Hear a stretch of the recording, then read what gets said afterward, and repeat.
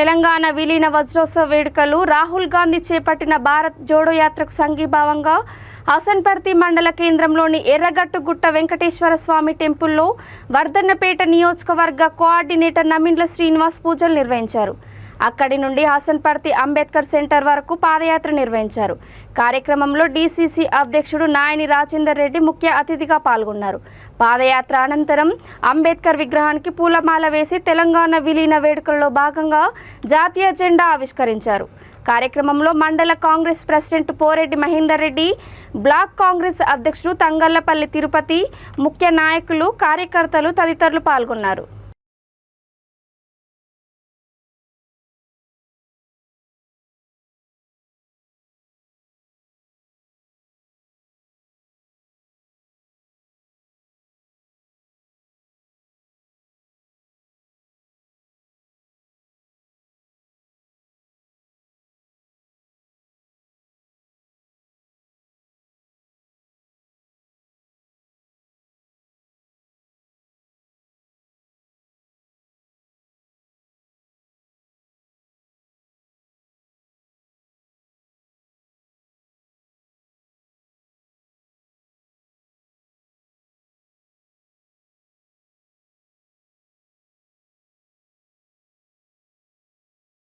మీ పిల్లల బంగారు భవిష్యత్తు గురించి ఆరాటపడుతున్నారా?